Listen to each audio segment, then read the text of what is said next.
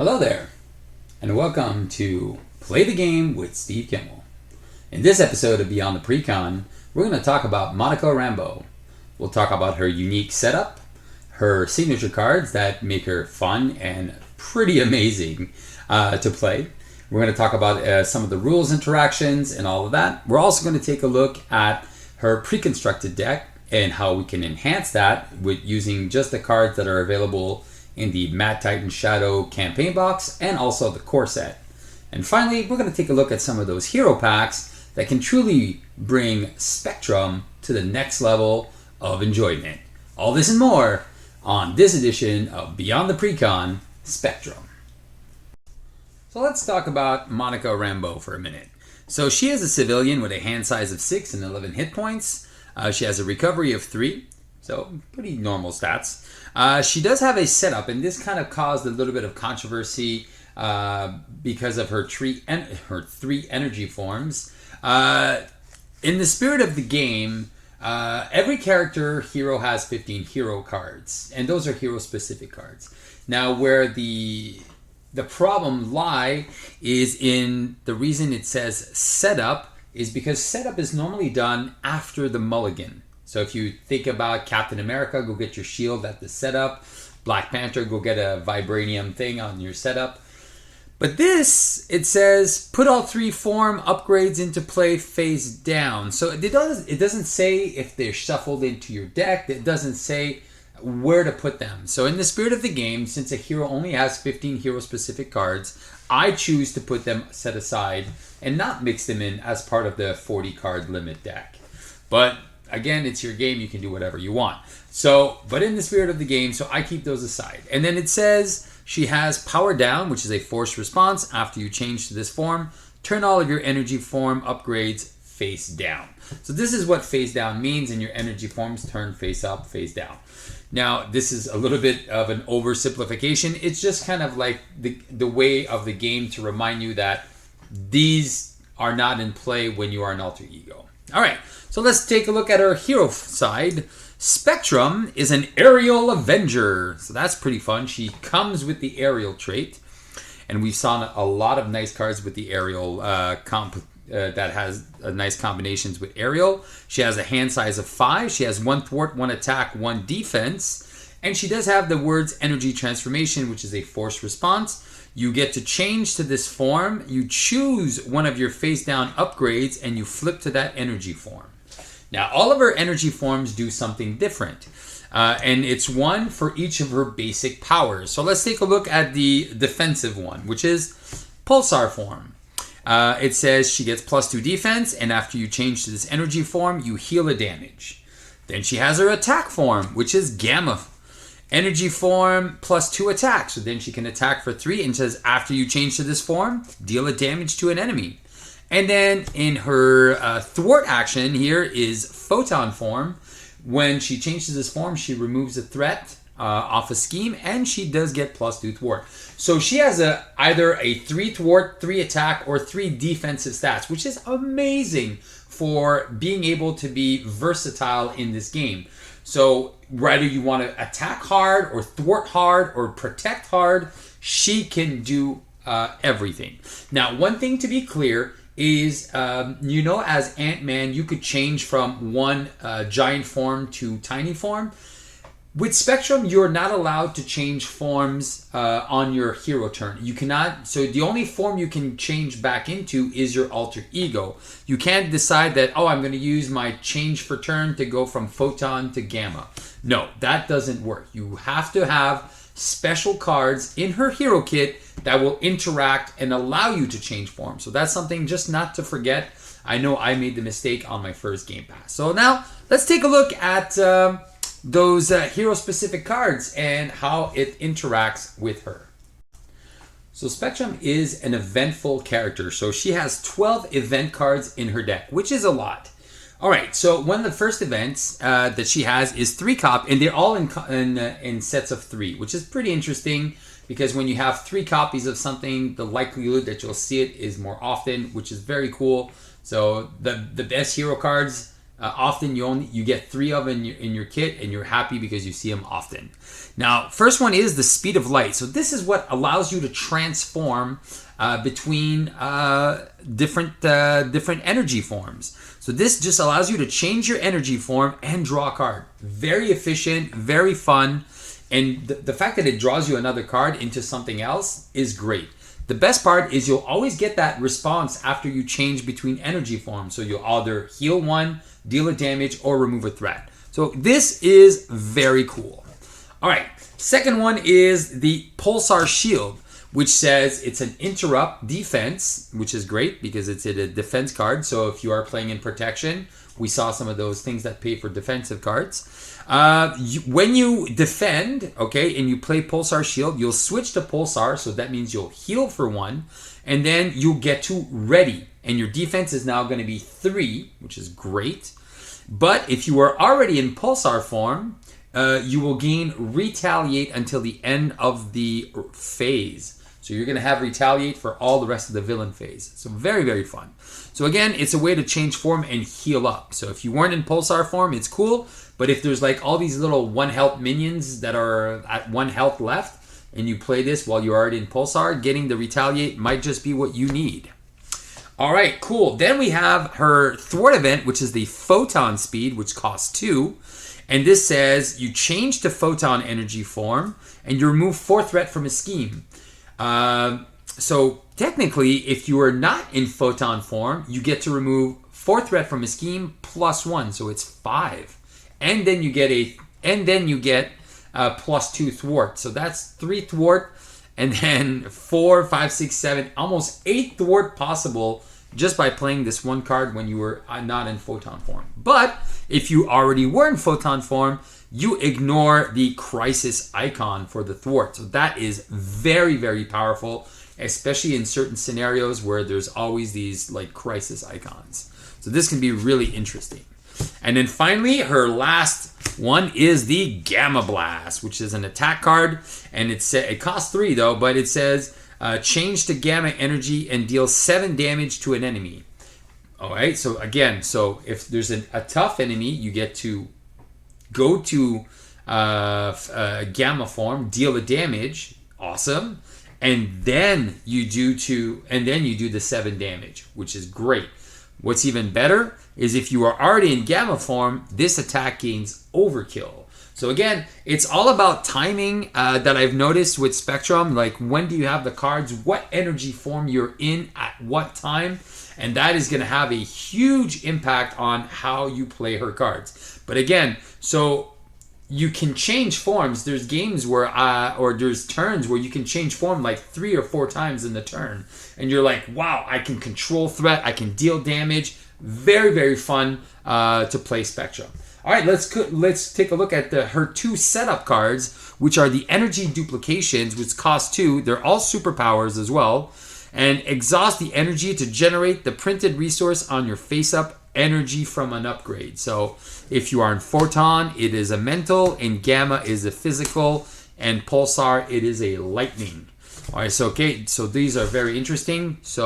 And these are a hero resource, so if you are an alter ego, this will not work, obviously, because it's a hero resource, and plus there's no energy forms when you're in alter ego. And finally, she has a signature ally called Blue Marvel, who costs 3, and when he enters play, you get to change energy forms. So another way to change forms. So almost all of her cards, so 13 out of 15, allows you to change forms, which is bananas. Super, super good. All right, so that's her hero kit. Now let's take a look at her pre-constructed deck, which comes in leadership, which already leadership is one of the strongest aspects. So let's go see what she can do in leadership, and then if we have any ways to enhance that pre-constructed deck. All right, so this is her pre-constructed deck. So the 4 cards that we reprinted are the 3 double resources and an Avengers Mansion. Then we have a brand new resource card, which generates no resources, but it does generate you 1 wild for each ally you control. Now, if any card refers to printed resources, this card has no printed resource value. Okay, so I'm thinking about cards like the Mass Chaos in the Red Skull. If you flip this card, there's no symbols on it. All right, and there's other cards there that have to deal with printed costs. There is none. So that's just a little rules reference here. Mighty Avenger, which is our first team up card. It's a team support card, which says you can only have one team card per player, but it says if all of your characters have the Avenger trait, all your allies get +1 thwart, +1 attack. Hugely powerful. Then we get Mass Attack, which is an attack event. Hello. And exhaust 3 allies you control that share a trait, and then you deal X damage to an enemy, where X is the total of those attacks of those allies plus your hero. So amazing. We get the Moxies. So if you missed this one in AntMan, now you get to have it again. We have a slew of new allies. Captain America, who costs 6, but he's 2/2 with toughness, but you reduce the cost to play him for each ally Avenger you have. So right away he's a 5 instead of a 6 if you're in a hero form. And then you just put a bunch of these guys. They seem pretty cheap. So most of the time you'll pay 1 or 2 for this ally. Amazeballs. White Tiger, that allows you to draw cards equal to the villain's stage number. Very fun. Not as fun if you're playing scenarios like Wrecking Crew or the Collector Escape the Museum, who only has 1 stage. Power Man, which is probably my least favorite card from this. I still haven't found a way to make him interesting. Yeah, so the only reason I see where he becomes interesting is you can discard any number of chi counters, and he gets +2 attack for each chi counter. So he can get up to a 4/5 attack, and then you can use him for a mass attack. That's the only kind of reason I see that he makes sense. And then we got Kalu, that allows us to look for an event. Blade, who takes no consequential damage, but you do need to expend a physical resource from your hand. And then we got Ready to Rumble, which allows you to ready after you change form. Moxie and Ready to Rumble is very good, but it's a max once per player. But they do get discarded to ready, which is great. And then Avengers Tower, that increases your ally limit and reduces the cost to play an Avenger ally. So very, very fun, very cool deck here that basically wants you to put Avengers out and just go all in on Avengers. All right, but okay, so what would I change from this pre-constructed deck to make it better? Well, the first thing, Mighty Avengers, I don't think you need 3 in your deck. So 2 in your deck right away are easy to remove. All right, then the Band Together. Now, as much as I love this card, I think 1 in a deck is sufficient. Maybe if you're running maybe 10 allies in your deck, then it makes sense to have a second one. But if not, I think just 1 in a deck, 1 triple resource can make a huge difference in a deck. So there you go. All right, because it's nothing until you have an ally. So that's very important. So that's 4 cards. Mass Attack is a finish card, so having 1 in a deck is okay. 2 is good, so you might have a chance to see it, a lot quicker. So I'll remove 1 of those. So that is 5 cards. After that, I am removing Power Man because I just don't like him. So that's 6. And then Ready to Rumbles are very, very good with her, but I have some other things that I think I want to put in instead. So I would say maybe, 1 here. Leave 2 in because, well, the thing is it's 1 max per player. So if you have 1 on the table, then you use it, you discard it, then you can play another one. So that's where it's interesting. But yeah, so I'll just leave 1 in the deck because I don't think you'll need it too often. She's got so much control when she flips. So what would I add? Obviously, we got rid of some resources. So let's add some more Powers of Leadership ×2. We want to have some resource cards in our deck. I took out Power Man, but let's add in Hawkeye. That's for extra damage for minions that would come in.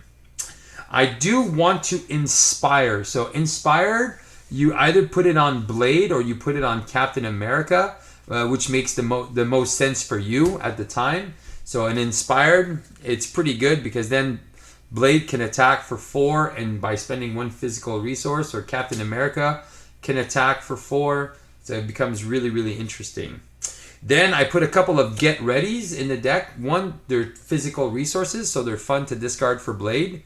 Or you can just, max out one of your other allies. And then finally, I have 2 first aids because some of these allies are super powerful, especially Captain America. So if you want to make it a switch, you could put 1 first aid and 2 ready to rumbles, or 2 first aids and 1 ready to rumble. So whatever you feel like.